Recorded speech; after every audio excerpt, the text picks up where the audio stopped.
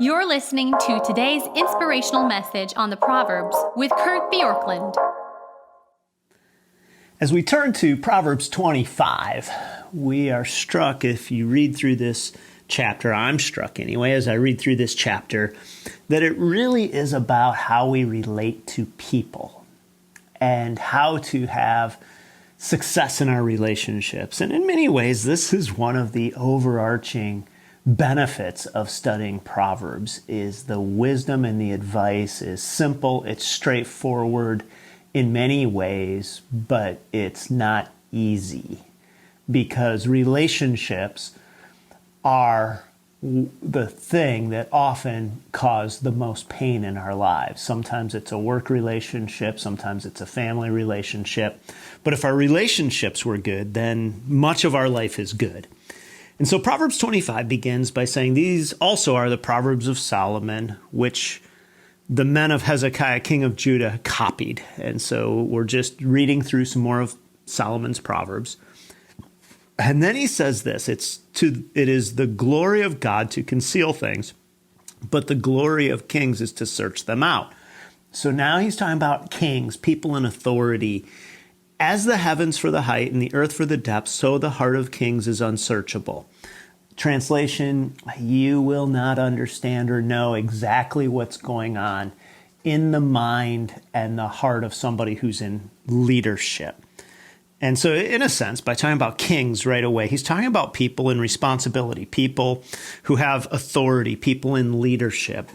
David Hubbard, who wrote a commentary on Proverbs, said, those who do not have the responsibility or information for massive decisions will always be puzzled by those who do. In a sense, this is just simply showing us the need to respect those who are in authority and know that you don't know all that they know. You don't understand everything they understand. And so to sit and question and have opinion about everything that somebody does. Not that you never have an opinion, but what that does is it second guesses decisions that you don't actually know a lot about. Probably one of the best examples of this is when you watch a football game. I love to second guess the coaching decisions. Now, part of that's natural. That's why you watch a football game. But what I don't know is what the coach knows. I haven't seen practice. I don't know the injuries. I don't know all of the nuances that they have spent 60, 70 hours in a week studying, thinking about, contemplating. And so there's an arrogance to not respecting that. Now, again, obviously, football's a little different. But that is such a common thing. The second just aspect of this leadership is just to embrace it if it is your responsibility. And I see this in this verse 5, take away the wicked from the presence of the king, and his throne will be established in righteousness.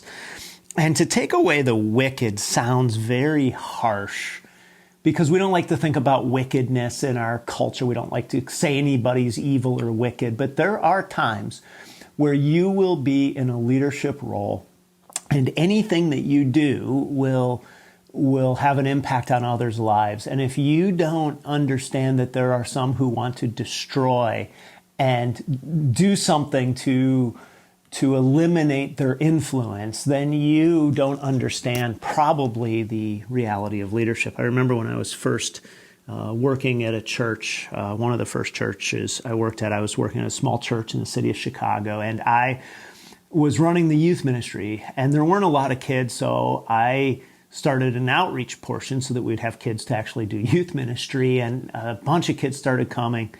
And there was one kid who started coming who I just didn't get a good feeling from, but I didn't think much of it. I was just thinking I still need to care for, love this kid, spiritually guide him.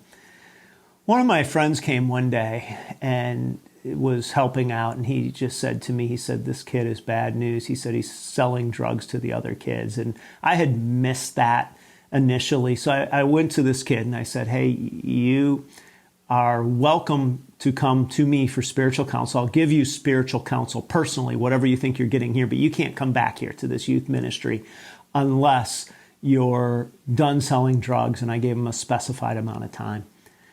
He left and was upset, and there was some drama around it.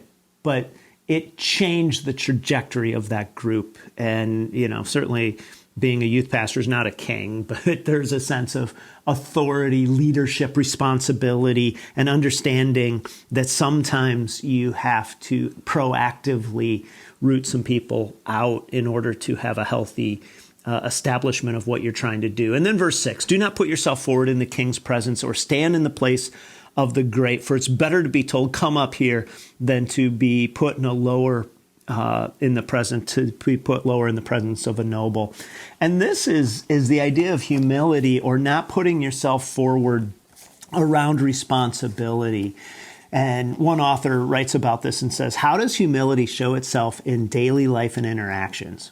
One way is through the trait of modesty or its lack. Immodest people exalt themselves in innumerable ways. They do it in conversations, interrupting routinely, always assuming that their thoughts are more penetrating and important. They do it in the workplace, always taking credit for what others have done, never taking the blame. And they do it online, playing to the crowd by loudly promoting themselves. Self-promotion can also take more harmful forms, such as unwanted litigation, ruthless power plays, and other ways to manipulate people and climb the ladder of success. This means that there's a false modesty. He talks about Proverbs 25:7, that there's nothing wrong with receiving honor in itself, but there's a false modesty which is so subtle, a way of promoting oneself, that it looks particularly humble. And so this passage starts us in Proverbs 25 saying, respect leadership, embrace it if you're given it, but don't put yourself forward. Thanks for joining us here today. There's a lot of great content to explore on Orchard Hill Plus and on the Orchard Hill main feed from the weekend. Have a great day.